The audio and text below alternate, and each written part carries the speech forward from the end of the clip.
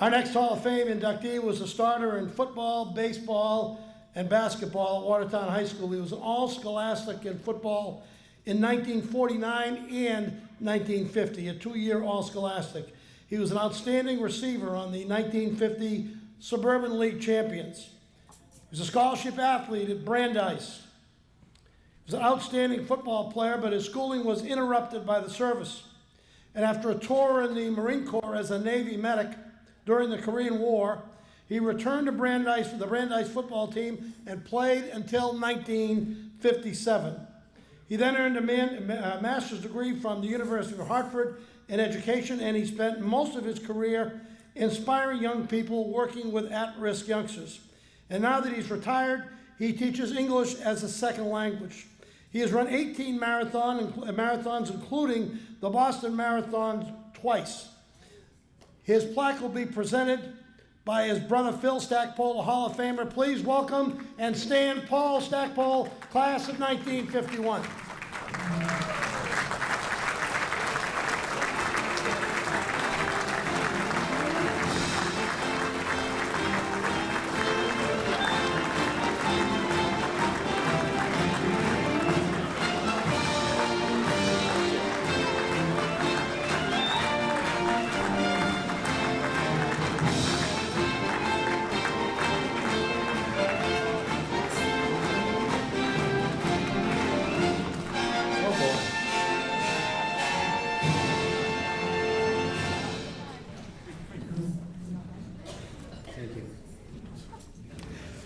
Thank you. And to my Armenian friends, inch possess parigan. It's been a long time since I was able to say that. I could do the little dance, but that was a long time ago too. But Dick's a hard act to follow. I know Dick. He gave me noogies when I was a kid on East Junior High School. And he just loved to do that. But I want to thank the committee. My God, they do all this work over these years. I know year after year. I was here once before for the football induction, the 1949 football team induction, and I know you work hard and you do this for a long period of time.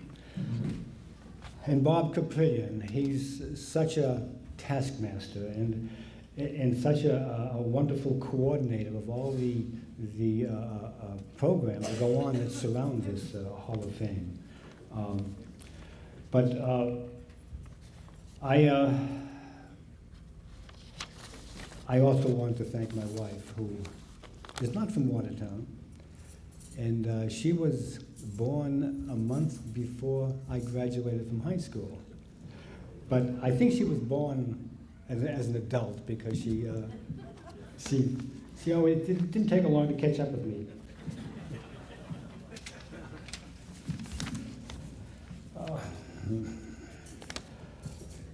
I'm, like most of us, a product of my environment, and the most important person in my environment was my father. Dad got up every morning, around 3 o'clock, went to Raytheon, opened up the cafeteria, went to work, but never missed a game of my brother and I. Never missed a game. And it was from him that I learned my work ethic and my family values. I just appreciated him so much. In junior high school, I had a coach, Carl Clem. I don't know how much we hear about Carl Clem, but he gave me a second chance to make the basketball team. I don't know how many people that I played with even know this, because I played on a co-championship basketball team in high school. But I was always grateful to Carl Clem for that opportunity. And I often wonder what would happen to me, because basketball had become an important part of my life. And I'm still a gym rat. So I do thank Carl. I don't know whether he's here tonight. I know he was a reasonably young man when he was the coach at Watertown, at the junior high school. But I also suspect that it was that moment, or maybe not that moment, but I must have intuitively clever. That's the kind of work that's important, is giving people a second chance. And that's what I did with at-risk kids as a counselor in the inner city. So I just really appreciated that. I had a lot of role models. Charlie McCann, the end coach in football, he was about that high. And we always wondered how he became an end coach. But I guess he was a great end at Dartmouth. And so he brought his skills to us. He was a supreme driver of athletes. And I love Charlie, and I thank him.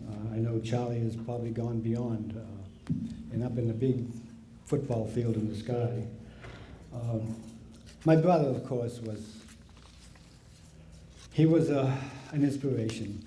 A great athlete at Watertown High School, a member of the Hall of Fame, and we fought a lot, but we always made up. And of course, he kissed me tonight. That's very common for Phil.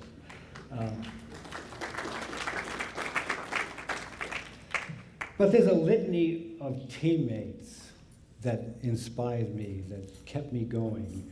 And Jimmy Lopez, I will never forget. He was a rock.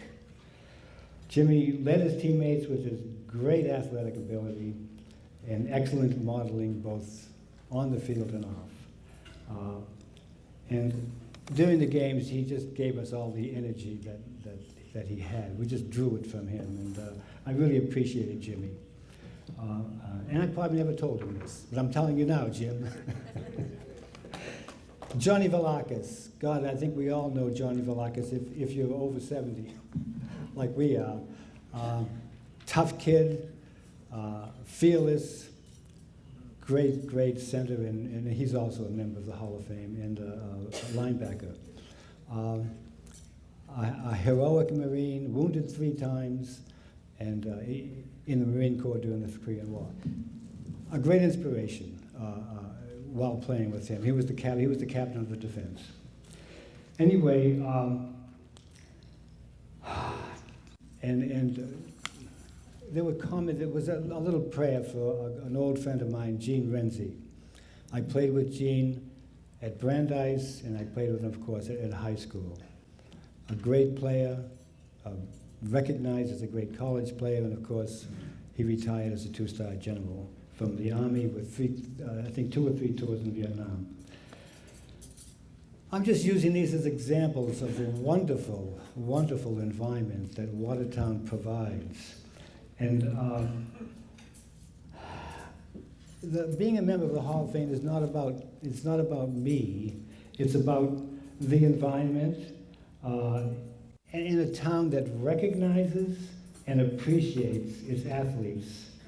And for this, I am so very grateful. Thank you very much.